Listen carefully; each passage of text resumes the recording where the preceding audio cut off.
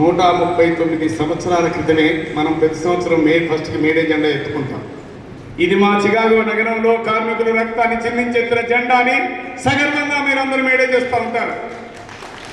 కానీ ఎందుకు ఆ మేడే జెండా చేస్తున్నాం? ఏం జరిగిందప్పుడు? ఉద్యమాలు జరిగి 14 గంటలు, 12 గంటలు, 10 గంటలు, 8 గంటలు సాధించబడ్డాయి. 5గురు కార్మిక నాయకులు ఉరివేయబడ్డారు. వందలాది వేలాది మంది కార్మికులు రక్తం చెందించారు. ఆ రక్తం నుంచి వచ్చిన ఎర్ర జెండాని మన చేతికి ఇచ్చారు. అదే మేడే జెండా. కానీ ఇవాళ 139 సంవత్సరాల తర్వాత సిగ్గులేని ఈ పాలక వర్గాలు, గద్దె మీద ఉన్న ఈ పాలక వర్గాలు కార్మికుల్ని దొయ్యటమే, కార్మికుల శ్రమని దోచుకోవడానికే అనుమతించే ఈ పెట్టుబడిదారి తాబేదారులు కాదని కుక్కలుగా ఉన్న ఈ పాలక వర్గాలు వాళ్ళ బూట్లు నాకుతూ 12 గంటలు, 13 గంటలు, 15 గంటలకు పెంచడానికి ప్రయత్నం చేస్తూ ఉన్నారు. చట్టమే తీసుకొచ్చారు 12 గంటలకి. ఏమన్నా ఎటు ప్రయాణం ఉందన్నాం? మనం అందరం కార్మికులమేనా కాదా? కార్మికులం. కార్మికులు అయితే నిన్నటి కార్మికులకు వారసులమా కాదా? వారసులం అయితే మనం మన 8 గంటలు నిన్న సాధించిన కార్మిక వర్గ హక్కుని కాపాడుకోవడానికి ఉద్యమాలు చేయాల్సిన అవసరం ఉంది. ఇవాళ పాలక వర్గాలు వాటిని రద్దు చేస్తున్న విషయం ఉంది. కొట్లాడితేనే చట్టం వస్తుంది. ఏదైనా ఉత్తగా ఏ చట్టం రాలేదు. 8 గంటల కోసం పోరాడితే 8 గంటలు వచ్చినాయి. ఇంకా అనేక చట్టాలు ఇవాళ ఉన్నా, మనకున్న అన్ని చట్టాల వెనుక కార్మికుల పోరాటాలు ఉన్నాయి, సమ్మెలు ఉన్నాయి, ఆందోళనలు ఉన్నాయి, త్యాగాలు ఉన్నాయి. అట్లా వచ్చిన చట్టం మినిమం వేజ్ యాక్ట్ కానీ అది ఏదైనా తీసుకోండి. దంచిన మంది బుక్కినంత ఉండేది. ఎవరన్నా ఒడ్లు దంచితే పోయి బుక్కెడు బియ్యం బుక్కిపోవాలి దొంగతనంగా, ఇంటికి తీసుకోవడానికి లేదు. అట్లాంటి దశ నుంచే పేమెంట్ ఆఫ్ వేజ్ యాక్ట్ వచ్చిందా లేదా? మరి registration of trade union act, జెండా ఎత్తుతున్నాయి, మేడే జెండా ఎత్తుతున్నాయి, అరెస్టులు జరిగినాయా లేవా? వాటిలోంచి మేము కార్మిక సంఘం పెట్టుకునే హక్కు ఉందని బ్రిటిష్ హయాంలోనే భారతదేశంలో కార్మిక వర్గం కొట్లాడి తీసుకొచ్చిందా లేదా? ఇవాళ ఆ చట్టం లేదు. ఇవాళ కార్మికుడు అనాలంటేనే 300 మంది ఉన్న మాత్రమే ఫ్యాక్టరీ అంటారు. అప్పుడు అందులో ఉన్న వాళ్ళు మాత్రమే కార్మికులు అంటారు. ఈ కార్మికుల్లో 10% మంది అప్లికేషన్ పెట్టుకుంటే ఈ 10% నా కార్మికులేని సర్టిఫికేట్ ఇస్తే మేనేజ్మెంట్ మీ యూనియన్ రిజిస్ట్రేషన్ అవుతుంది. లేదు కాదు. ఈ అమ్మాయి ఒక 3-4 సంవత్సరాల నుంచి ప్రయత్నం చేస్తుంది ఒక యూనియన్ రిజిస్ట్రేషన్ చేయడానికి. ఏదో ఒకటి పేరుతో తీసేస్తున్నారు, అది పక్కన పారేస్తున్నారు. ఇతను కార్మికుడిగా ఒప్పుకోలేదు మేనేజ్మెంట్ అని. ఐడెంటిటీ కార్డు, ఆ ఐడెంటిటీ కార్డు ఎవరు ఇవ్వాలని మేనేజ్మెంట్ ముద్ర ఇవ్వాలి. నా కార్మికుడైన అనుమతి ఇవ్వాలట. వాడు వద్దనుకుంటే యూనియన్ కార్డు 10% ఉండాలట. ఇది కొత్త చట్టం. ఎన్ని వచ్చినాయి? 29 మన చట్టాలు తీసి అవతల పారేసి 4 కోడ్స్గా మార్చారు. ఈ 4 కోడ్స్లో ఉన్న సారాంశం ఏంటి? మీరు యూనియన్ పెట్టుకోవడానికి లేదు, మీ 10 గంటలు ఎగిరిపోయినాయి, మీకు ఫ్యాక్టరీలో వర్కులు లేవు, ఆఖరికి ఉద్యోగం పోతే కాగితం పడేయడానికి ఇంతకుముందు లేబర్ ఇన్స్పెక్టర్ ఎన్నోడు ఉండేవాడా లేడా? ఇక రేపు లేడు.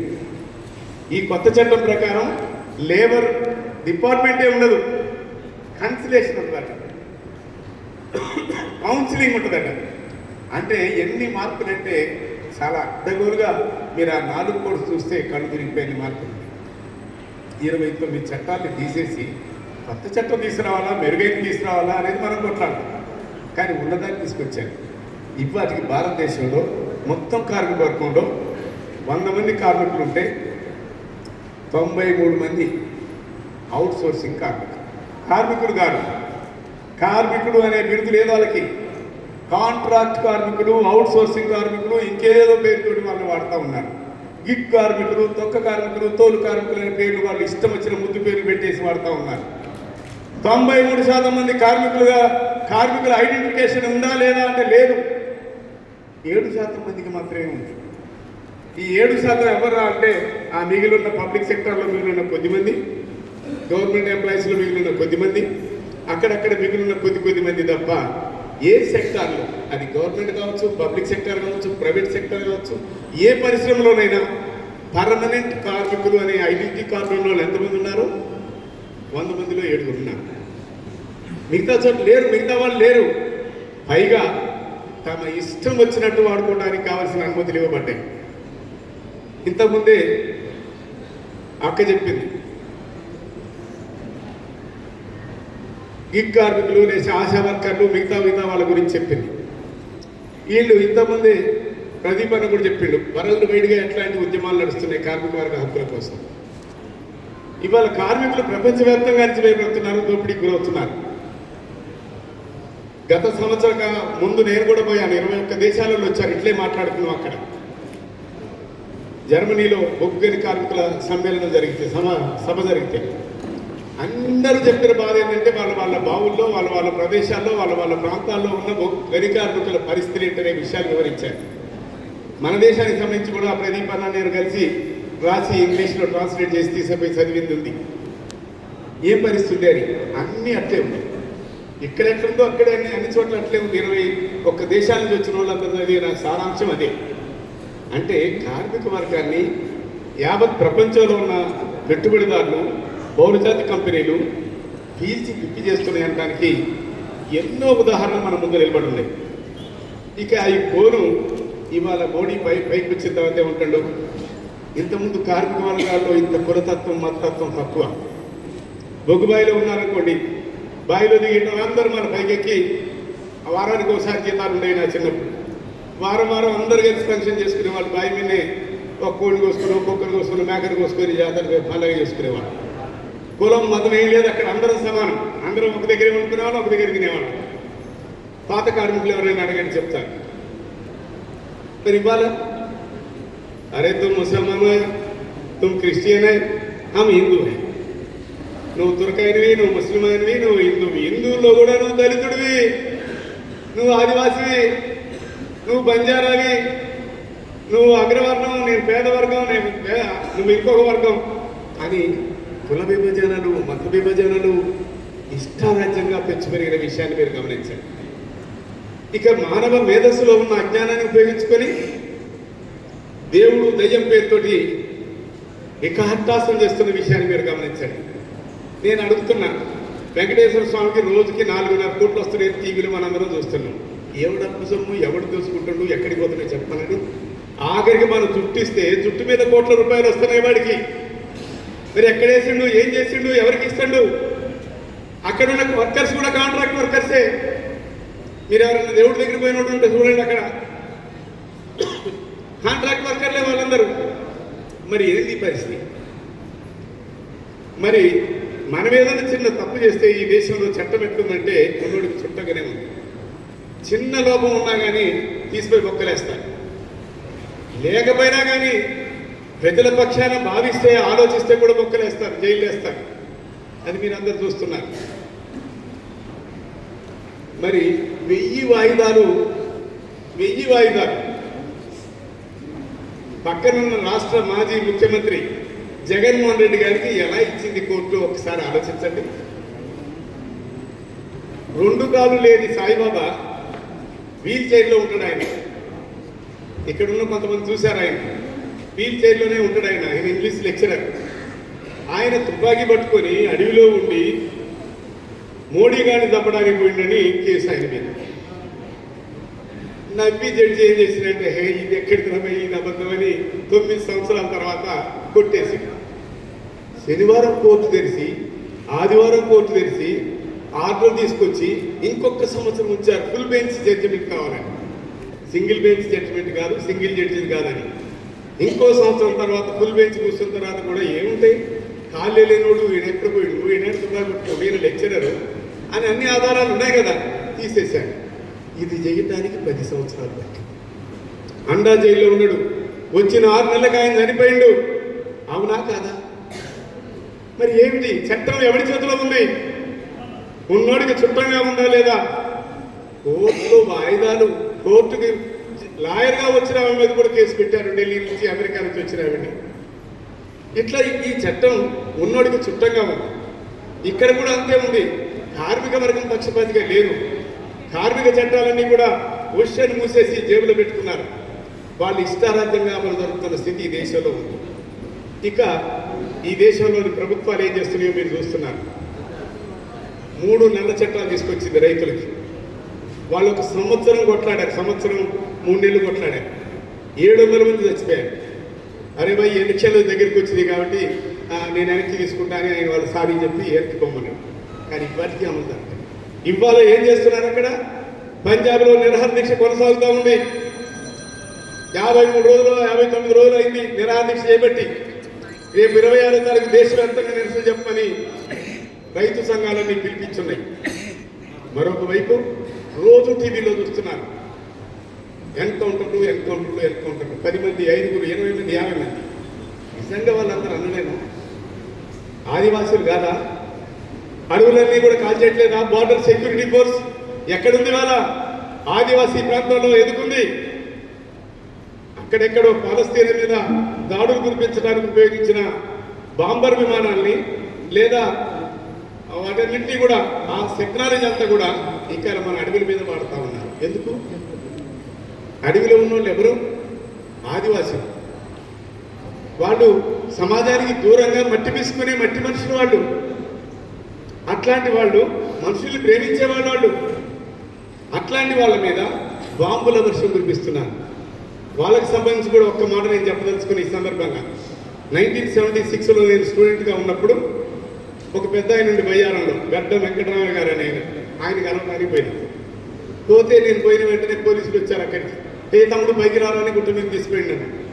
మేము గుట్ట మీద కూర్చున్నాం, పడుకున్నాం. వాళ్ళంతా కింద తిరుగుతున్నారు. ఒక పోలీసుడు పడిపోయాడు.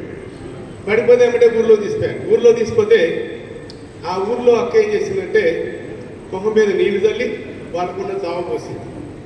వాళ్ళు మంచిగా ఎండు తర్వాత వెళ్ళిపోయారు. నేను గుట్ట దిగి ఊర్లోకి వచ్చిన. నన్ను తీసుకొచ్చిన అబ్బాయి అన్నాడు, ఈ అక్కే వాడిని బతికించింది మంచిగా అని అన్నాడు. నేను అడిగిన అక్క ఏంటక్క మని చంపడానికి వచ్చినాడు, అన్నల్ని చంపడానికి వచ్చినాడు, నేను వెంట బతికించడం అన్నా. ఆమె ఒకటే అన్నది, ఎరగడ పెడితే చూస్తున్నానన్నా కడుపు తిట్టి చూడాలా, నాకున్న చావు కొంచెం పోసిన మంచివాళ్ళు అన్నది పోరా పాపం చెప్పినా అంటారు. అంటే ఏమర్థమైంది మీకు? ఎరగడ అంటే అడవి కాదంటే నేను చూడగలుగుతా, కడుపు కాదంటే నేను ఎలా చూడాలి? నాకున్న చావలో ఒక చెంచా ఒక గ్లాస్ పోసి పంపించిన అని మానవుల్ని ప్రేమించేవాళ్ళు, మనుషుల్ని ప్రేమించేవాళ్ళు, ప్రాణాలని కాపాడేవాళ్ళు, అబద్ధాలు ఆడలేని వాళ్ళు, మట్టిని నమ్మేవాళ్ళు, జంతువుల సహజనం చేసేవాళ్ళు, అడవిని కాపాడేవాళ్ళు ఆదివాసులు. అట్లాంటి వాళ్ళని ఇవాళ వేటాడి చంపుతున్న విషయం మీకు కనపట్టలేదా? ఏమిటి దీని అర్థం? వాళ్ళ కాళ్ళ కింద, వాళ్ళ పోడు కింద, వాళ్ళ గుడిసె కింద, గూడు కింద ఉన్న 97 రకాల ఖనిజ సంపదలు ఈ గుట్టల కింద ఉన్నాయి. ఈ ప్రాంతంలో చూడండి, అక్కడ కాపర్ మైన్ ఉంది, ఇక్కడ కోల్ మైన్స్ ఉంది, అక్కడ క్వారీ ఉన్నాయి, అక్కడ ఐరన్ ఓర్ ఉంది. మన ప్రాంతంలో తీసుకుంటే ఒక 7 కానొస్తున్నాయి మనకి ఈ ఖనిజాలు. అట్లా ఈ గుట్టల కింద ఉన్న ఖనిజాలని బహుళజాతి కంపెనీలకు అప్పచెప్పడానికి కావాల్సిన చట్టం తెచ్చారు. చట్టంతో పాటు దాడులు చేస్తున్నారు. ఆ ఇండు ఖాళీ చేసి అక్కడ ఎవరు ఉండడానికి లేకుండా చేయడానికి కావాల్సిన కుట్రలు ఉపయోగిస్తూ నడుస్తూ మారిన హోమం నడుస్తున్న స్థితి వాళ్ళ దేశంలో ఉందా లేదు? బేటీ బచావో, నేను ఆడవాళ్ళకి అంత గౌరవం ఇస్తున్నా, అది చేస్తున్నా అని గొప్పలు పోయే మనిషి మన పక్కనే ఉన్న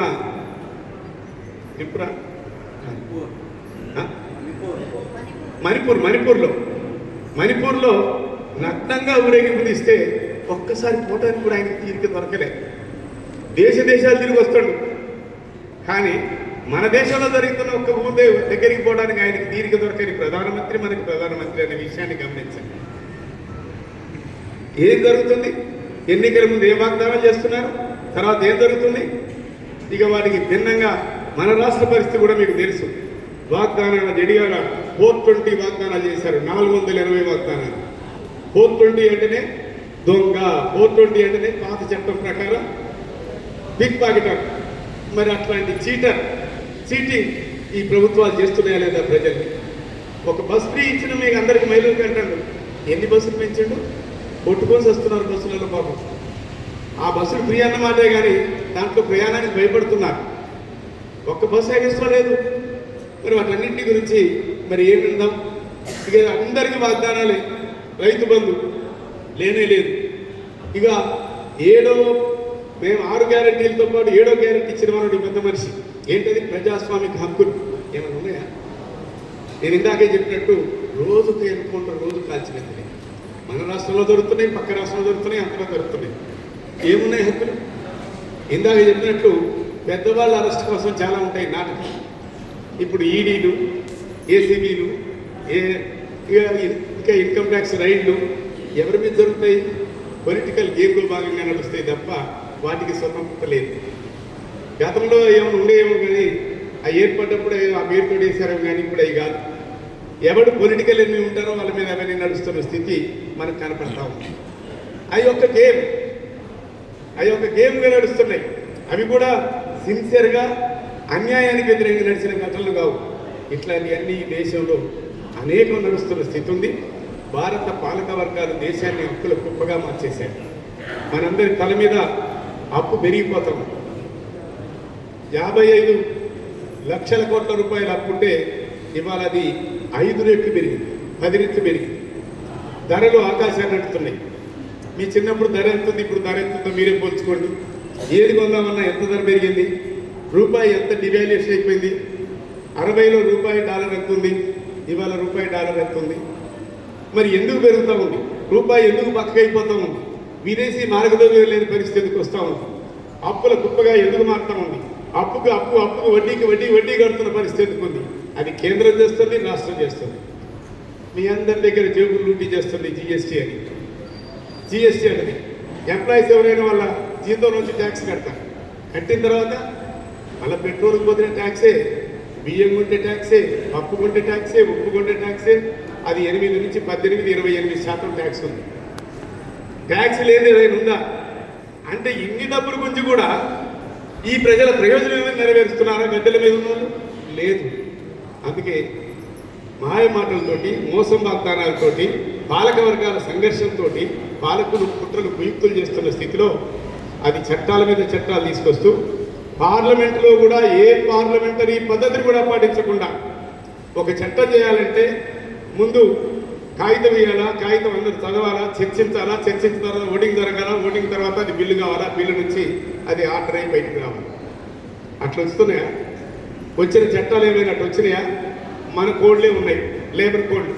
ప్రతిపక్ష వాళ్ళందరూ బయటికి పోయినప్పుడు అధికార పక్ష వాళ్ళందరూ ముద్రేసేసాడు. లేదు ఏ అసెంబ్లీ పార్లమెంట్లోనైనా ఏం జరుగుతున్నాయి? మందబలంతో ముద్రలు వేయటం తప్ప చర్చలు లేవు. ముందుగా ఇవ్వటం లేదు, చర్చ లేదు, దాని మీద ఏమీ లేదు. వాడు చేయదలుచుకుంటే ఒక ఆర్డినెన్స్ ద్వారా కూడా తెస్తున్నారు. ఆర్డినెన్స్ అంటే ఇక చర్చే లేదు. ఆర్డినెన్స్ ద్వారా ముద్ర వేయించడం, రాష్ట్రపతుల ద్వారా ముద్ర వేయించడం, అవి ఆర్డర్లు తీసుకొచ్చి ముందుకు తీసుకురావడం, అమలు జరుగుతుంది. ఇట్లాంటివన్నీ కూడా దేశంలో నడుస్తున్న క్రమంలో కార్మిక వర్గం మీద కత్తి వేలాడుతూ ఉంది. 4 కోట్స్ పెట్టుబడి మరింత దూకుడుగా వస్తున్న స్థితి ఉంది. ఈ స్థితిలో కార్మిక వర్గం అంతా కూడా తప్పనిసరి సాగు ఎప్పుడైనా వచ్చేదేనండి. ఇవాటికి నేను ఒక రిపోర్ట్లో చదివిన మేరకి గనిలో పనిలో కార్ఖానాల్లో వాటి వల్ల వచ్చే జబ్బులతోటైతేమి, ఆ పిల్లల కింద నలిగిపోయిన వాళ్ళైతేనేమి, ప్రతి 3 నిమిషాలకి ఒక కార్మికుడు చనిపోతా ఉన్నాడు. ప్రతి 3 నిమిషాలకు ఒక కార్మికుడు చనిపోతా ఉన్నాడు. మరి గనుల్లోనైతేనేమి 1 మిలియన్ టన్నుకి 2 కార్మికులు చనిపోతున్నారు, 8 మంది కార్మికులు అంగవికలు అవుతున్నారని ఒక రిపోర్ట్ ఉండేది. ఇవాళ కొంచెం దాన్ని అటెండ్ చేస్తున్నాను. ఏది ఏమైనా ప్రమాదాలు అయితేవి, జబ్బులతోటైతేవి కార్మికులు చనిపోతున్న విషయం మనం గమనించండి. మరి ఇలా కార్మిక వర్గం రక్తం ఒడిపి శ్రమ కింద నలిగిపోతూ ఉత్పత్తులు సృష్టిస్తూ సమాజాన్ని నడిపిస్తున్న కార్మిక వర్గానికి ఏ హక్కులు లేకుండా చేస్తున్నప్పుడు అదే శ్రమని చేసే మనం మన పూర్వీకుల హక్కుల కోసం మనం వారసులుగా ఉందామా వద్దా? ఉందామంటే మనం పోరాడాల్సిందే. ఆ పోరాటాల వైపు మనం పోవటానికే మనం ఇంకా సంఘటితంగా ఉండడం కోసమే ఈ ఏలు పెట్టి కొడితే ఏలు ఇరిగిపోతుంది, పిడికిలు పెట్టి కొడితే ముక్కు బలిగిపోతుంది. అందుకే బక్కబాంచ గరీబులందరినీ ఒక్కటి చేద్దామనే సంకల్పంతో ఈ సామాజిక స్పృహను పెంపొందించే లక్ష్యంతో IFTU ఏర్పడింది. అనేక చిన్నమల్ల కారణాలతోటి చాలా నష్టం జరిగింది. అందుకు క్షమాపణ అడుగుతూ తప్పులు సరిచేసుకోవడానికి అవకాశం వచ్చింది కాబట్టి సరిచేసుకుంటూ మాట్లాడుకొని ఒక 3-4 సంవత్సరాల నుంచి మాట్లాడుతున్నాం. ఆ మాట్లాడే క్రమంలోనే కామ్రేడ్ పాషా అమరుడైననే విషయాన్ని కూడా మేము గుర్తు చేస్తున్నా. ఆ దాని కొనసాగింపుగా 2 యూనియన్లను ఒక్కటి చేయడానికి, 2 సంఘాలను ఒక్కటి చేయడానికి మేము చర్చించాం, ఆమోదించాం. పెద్ద విభిన్నాభిప్రాయం మనకు లేవు. ఐడియాలజికల్గా ఒకటే అభిప్రాయం కలిగి ఉన్న వాళ్ళం కాబట్టి వెంటనే యూనిటీ కోసం ప్రయత్నం చేసి ఒక్కటిగా మేము ముందుకు వచ్చున్నాం. అందుకే ఇక్కడున్న మనందరం కూడా మన మనసులో ఏమన్నాం, ఒకవేళ నిన్నటిదాకా వేరువేరుగా ఉన్నాం కాబట్టి కొన్ని భిన్నాభిప్రాయాలు ఉండొచ్చు, పోటీ కూడా ఉండొచ్చు.